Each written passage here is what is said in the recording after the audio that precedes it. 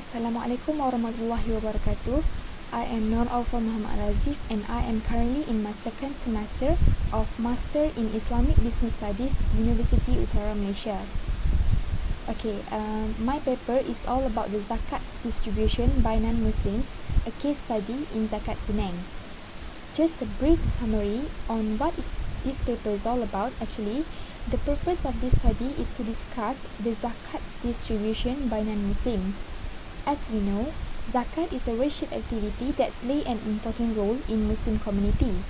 However, it raised a very sensitive issue in Malaysia's multiracial country when the non-Muslims interfere in zakat management. This issue had arisen the dissatisfaction among the Muslim community due to the interference in Islamic affairs and politicization of zakat itself. Therefore, this article applies the qualitative research approach, including, among others, the past researchers' reviews regarding the issue on zakat distribution. Lastly, the study found that zakat distributor was not suitable for non-Muslims as an amil in order to manage zakat distribution well without the issue on sensitivity of Muslims community. Next, in the introduction part, I brief on what is zakat and development of zakat and how it evolves in Malaysia.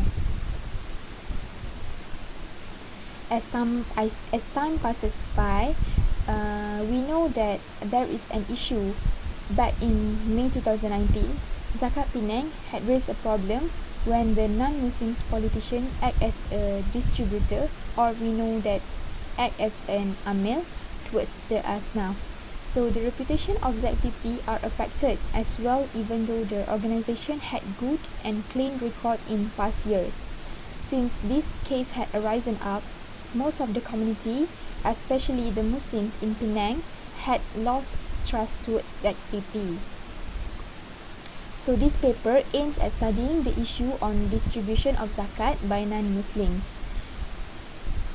So we focus on ZPP itself. In the literature review, I will explain of what is definition of zakat, and then the distribution of zakat, and also the responsibilities and characteristics of amil.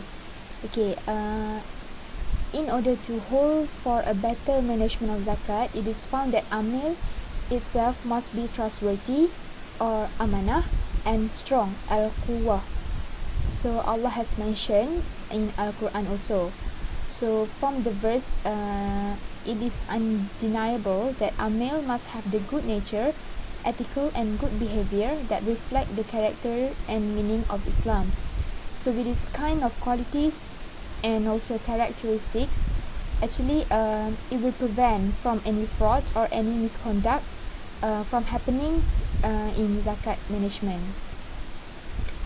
On the other hand, the strong qualities describe that amil must have a strong personal capacity, sufficient knowledge of Islamic laws, and enough experience regarding these matters. So,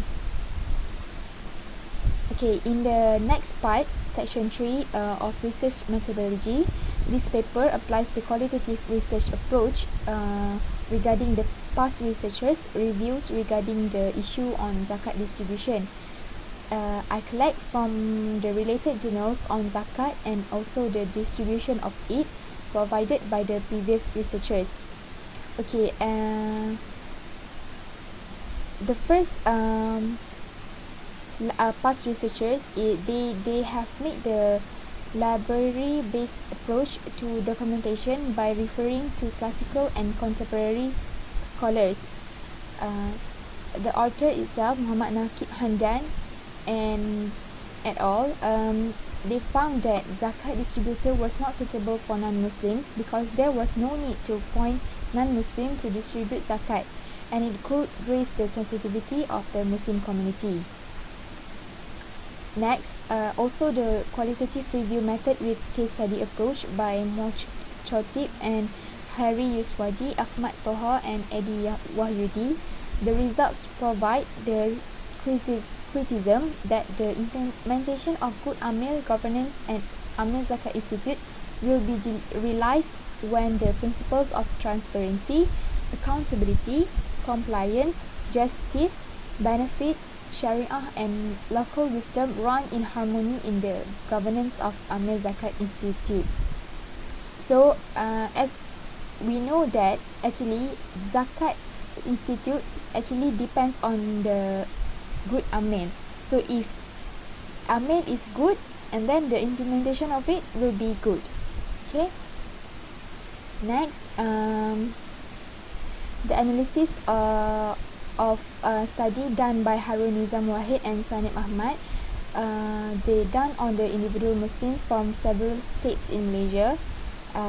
They take about samples about 2,500 individuals, but only 700 respondents were surveyed, as they were dissatisfied with the distribution of zakat by their respective zakat institution and gave reasons for such dissatisfaction. So the findings says that the study found that the main factor of respondent dissatisfaction is because of the less effective distribution method and the incomplete information of distribution to the asnaf. So this study gives some suggestions such as how to improve the weakness in order to increase the satisfaction. And lastly, from the past researchers, there is also a library-based approach by Muhammad Hasbi Zainal, Muhammad Choirin, Khonsa Sabita, Amelia, and also Ayu Soleha. So by referring to classical and contemporary scholars also. So in the context of best practice recommendation for zakat institution regarding good Amil governance, there are 13 dimensions as pointed out in the technical notes on good Amil. So okay, lastly, in the recommendation and conclusion part, actually we know that zakat distribution are affected by Amil.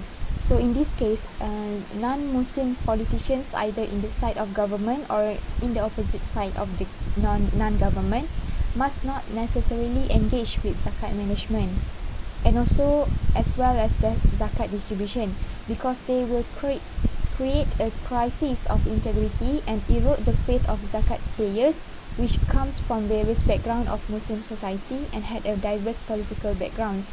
So in conclusion, zakat institution need to be careful and conduct close monitoring of the collection or distribution of zakat in each state, so that the local zakat ecosystem can be well maintained while increasing the number of collection and distribution effectively. So that's all from me. Thank you.